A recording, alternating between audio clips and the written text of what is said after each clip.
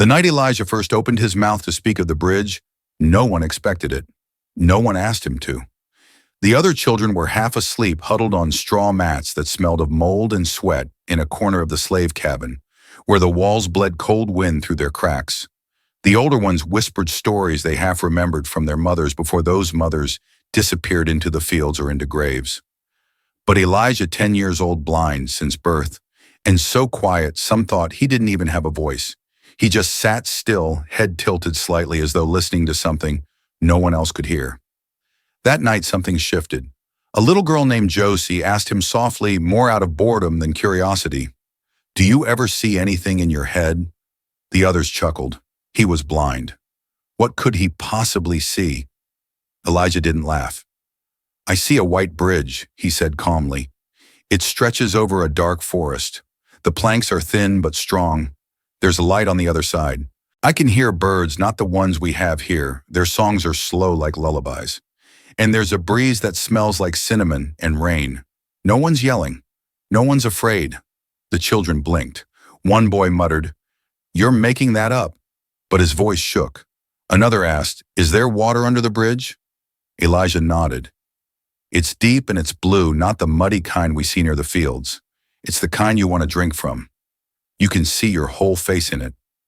There was no laughter, no teasing, just silence, the kind that held its breath. For the next few minutes, Elijah spoke as though he'd been holding in words for years. He described a sky like melted gold trees with leaves shaped like stars, a house with round windows where people read books out loud just to make each other smile. His words weren't fast or excited.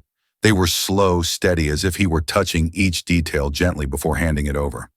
When he finished, nobody clapped, but no one moved either. Josie wiped her eyes without knowing why, and then something happened that hadn't happened in months. The children slept through the night without crying. The next evening, they gathered again, pretending it was just to escape the cold, but each of them sat a little closer to Elijah's corner. He didn't speak right away. He waited until the quiet settled into something soft. Then he told them about a field of fireflies so thick you didn't need a lantern, about a porch where grandmothers sang songs that made your bones feel warm, about a boat made of glass that floated across the sky. They listened like thirsty people at a well. Elijah didn't know where these images came from. He only knew they were real to him. He had never seen light with his eyes, but his mind had always been full of it. Color didn't come from his surroundings, it came from voices, smells, warmth, sadness. The way Josie's laugh sparkled blue, the way fear tasted like ash. He built his world from fragments. And in that world, no one was chained.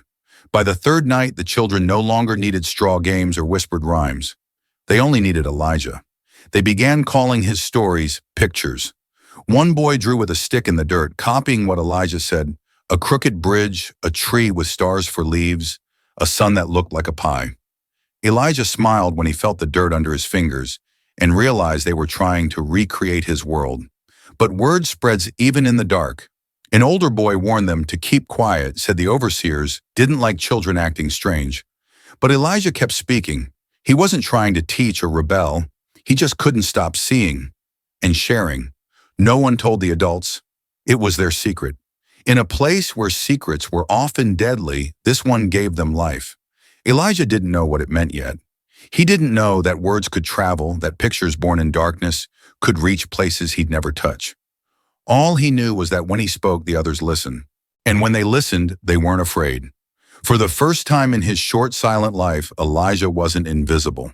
By the end of that week, every child in the Green Hollow slave quarters knew when Elijah would speak. They didn't ask anymore. They just came quietly like they were arriving for church, though none of them had ever set foot in one. The youngest would sit cross-legged on the dirt floor, their small hands clutching scraps of cloth or worn twigs. The older kids leaned against the wall's eyes half closed as if listening made them lighter. They had no books, no pictures, no toys, just Elijah's voice. And somehow that was enough. Lila, the oldest among them, was the first to do more than listen. One evening after Elijah described a mountain shaped like a sleeping lion, she picked up a piece of burnt wood from the fire pit and began drawing in the dirt. The lines were rough and uneven, but she kept her hands steady. Soon the others joined in, using sticks fingers, anything they could find to sketch out bridges, boats, stars, trees that whispered houses with round windows. Elijah couldn't see any of it, but he knew what they were doing. He felt the hush that fell over them, heard the scratch of sticks on soil. He smiled faintly and said, "Make sure you draw the clouds soft. They don't sit still, they move slow like they're dreaming." That night they didn't sleep right away. They lay awake staring at the ceiling beams, their minds full of color. The next morning a patch of dirt behind the cabins was covered in scattered drawings. Nothing too bold, nothing permanent, just enough to hold on to a piece of the night before. And yet somehow it felt dangerous.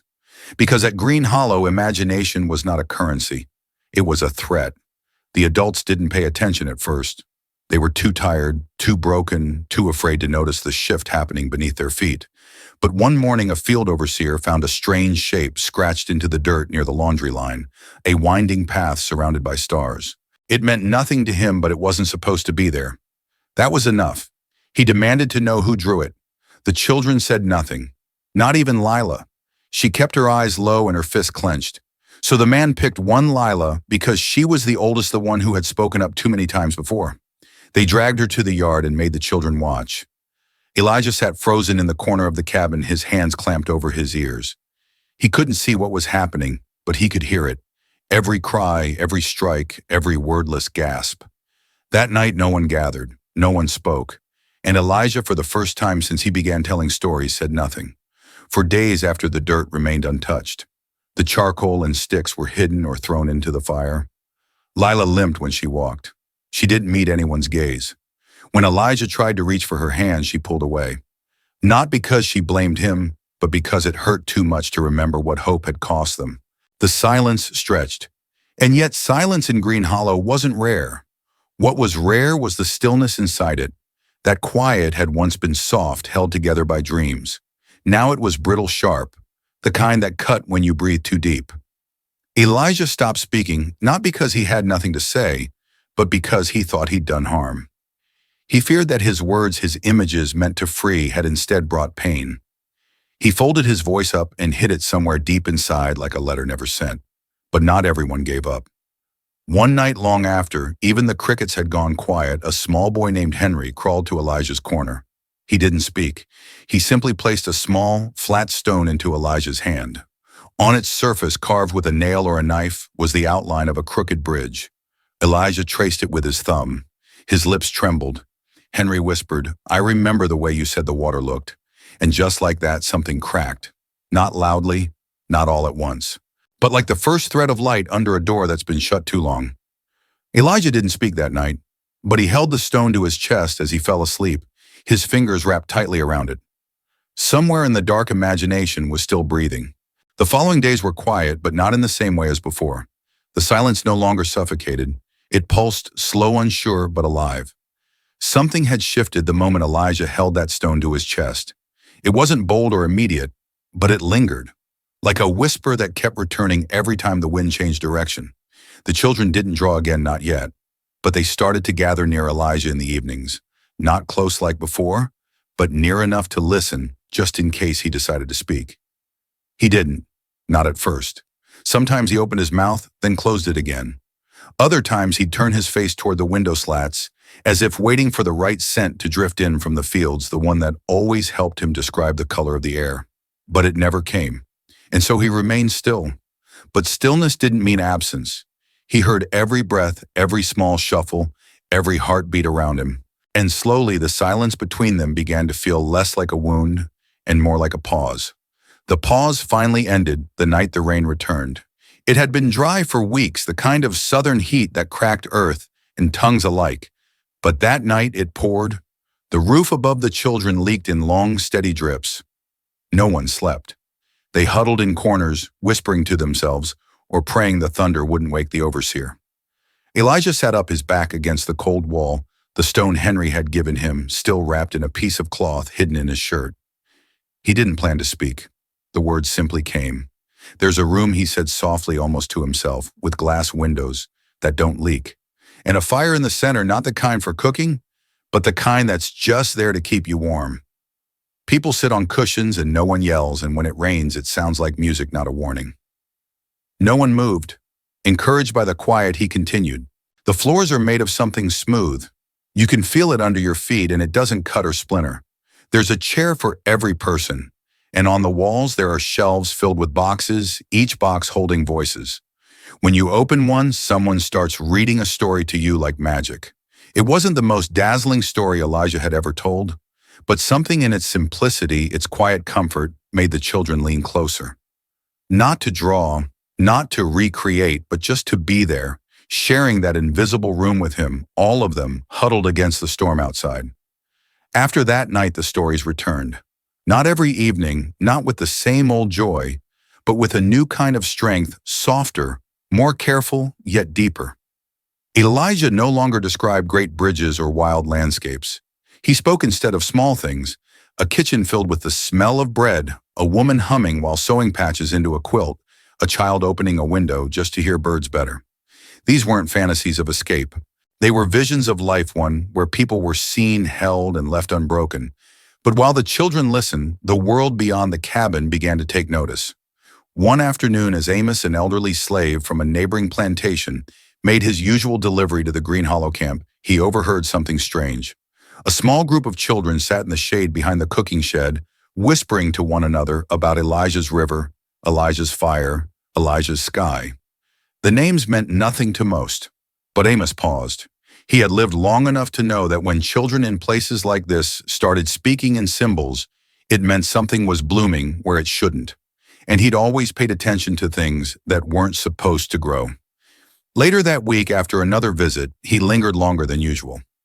That evening, he returned again, this time under the cover of darkness, and stood quietly just outside the children's quarters. And what he heard, what Elijah said, held him in place like a nail to wood. "I saw a tree last night," Elijah murmured, "with branches like arms, each one reaching for the stars. And on each leaf there was a word.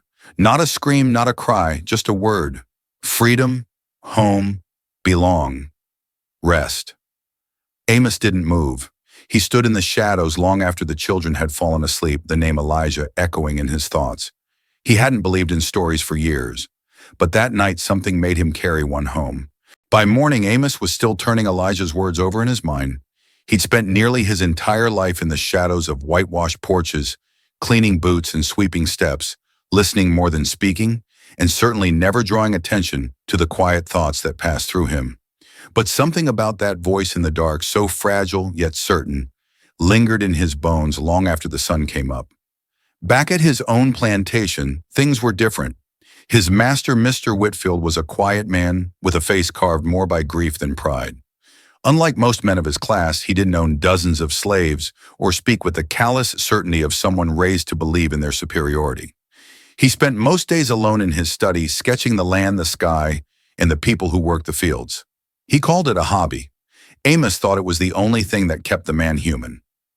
That afternoon, Amos finished his tasks earlier than usual. He waited near the back porch until Mr. Whitfield emerged with his sketch pad, and with a hesitancy that felt like a kind of treason, Amos stepped forward and said, "Sir, I'd like to tell you about a boy." Whitfield barely looked up. "A boy?" "Yes, sir, a blind one.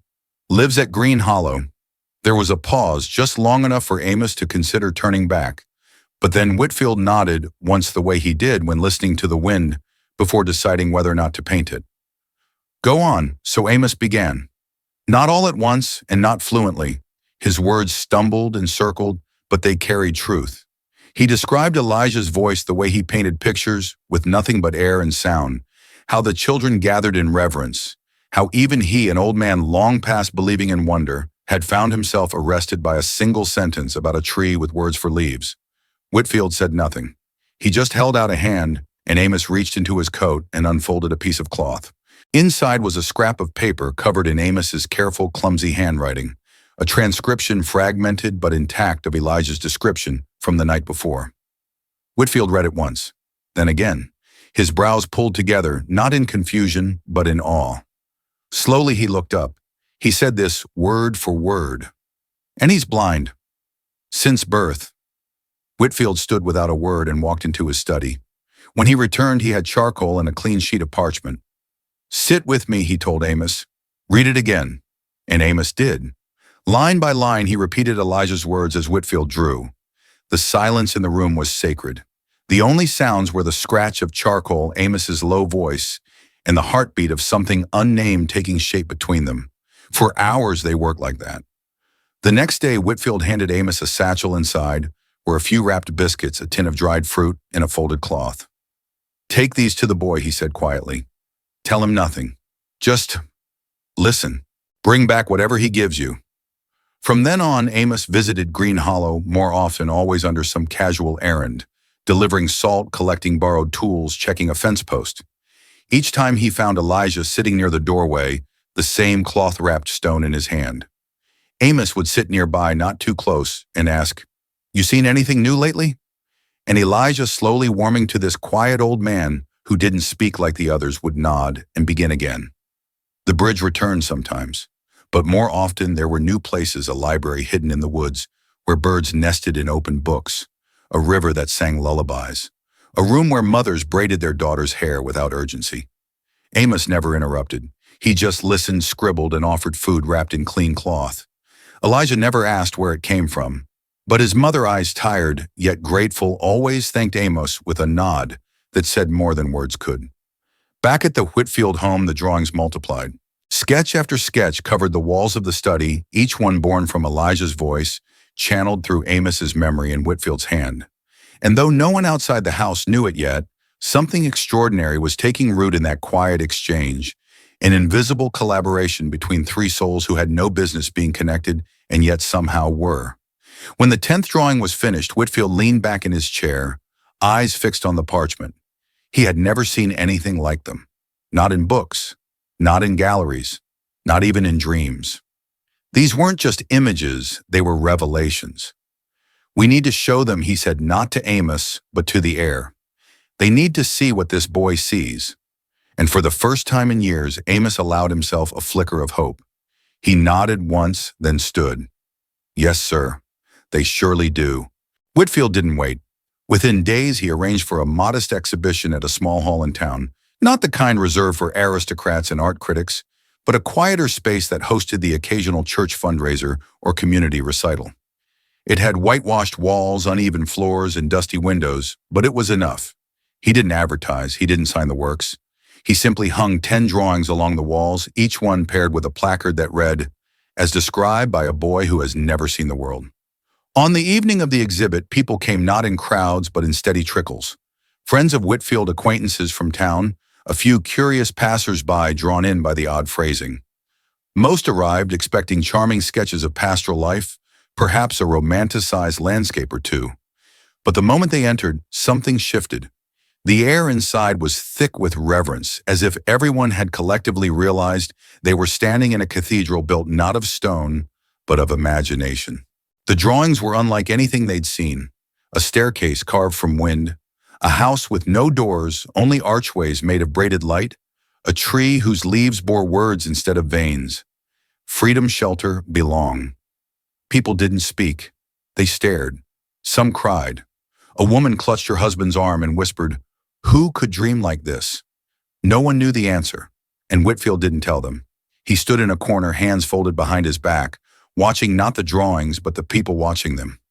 Their faces, the soft astonishment, the cracked open awe, were his proof. Elijah's voice through image and shape had reached them.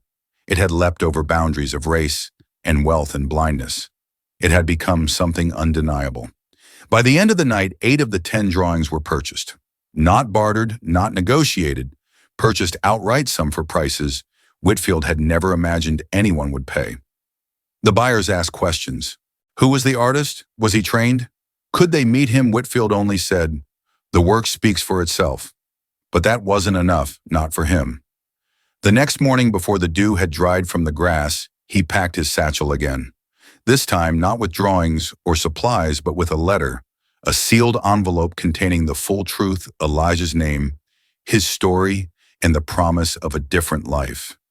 He arrived at Green Hollow just after sunrise.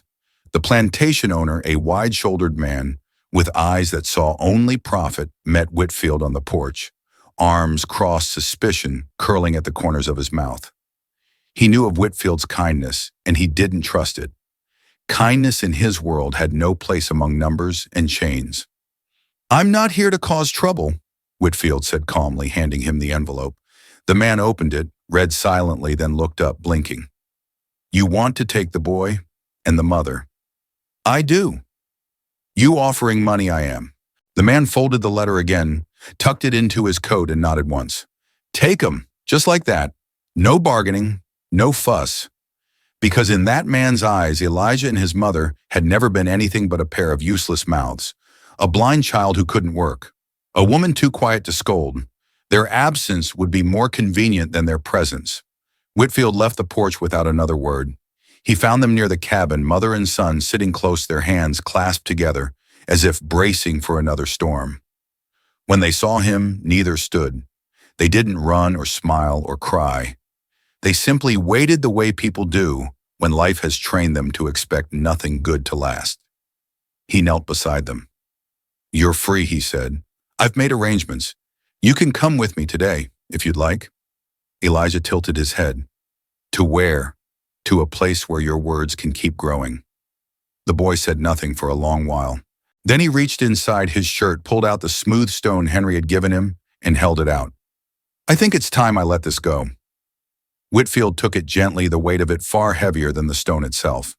He looked at the mother, whose eyes shimmered but did not fall. She nodded once. They rose together. And just like that, Green Hollow became something left behind, not forgotten, not erased, but transformed. No longer the end of a story, but the root of one. Something worth walking away from so that something new could begin. Elijah never looked back as the wagon pulled away from Green Hollow. He couldn't see the long row of cabins fading into the horizon, nor the crooked fence that divided the cotton fields from the mud roads. But he didn't need to. He had carried those images, sharpened not by sight, but by years of sound, scent, and silence inside him, for as long as he could remember. What he felt now, with the wind tugging at his shirt and the rattle of wooden wheels beneath him, was something he hadn't known how to name before: distance. And for the first time, it didn't mean loneliness. It meant beginning. The Whitfield estate wasn't grand, at least not by Southern standards. It was a modest house tucked behind a row of sycamore trees with ivy crawling up the sides, and a garden that had long since surrendered to wildflowers. But to Elijah it felt enormous. He memorized its sounds: the creak of the front step, the hush of the curtains in the parlor, the way the wood floors hummed beneath soft shoes, and the smells: baking bread, pipe smoke, lavender oil on clean linens made him dizzy. Not from discomfort, but from a strange, overwhelming safety. His mother was given a room of her own with a real bed and a window that opened to the east. She cried the first night softly, not from grief, but from disbelief.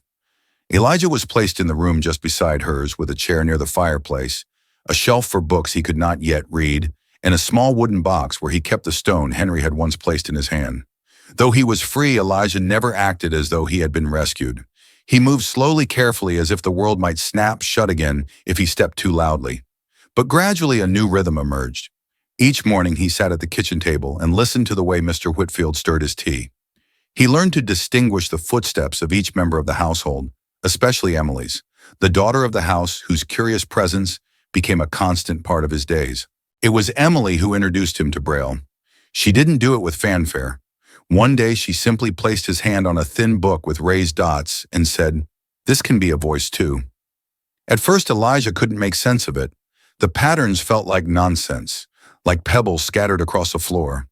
But he kept returning to them late at night, tracing the dots with quiet determination, his brow furrowed, lips moving silently, as if searching for a rhythm only he could hear. And soon the letters began to whisper.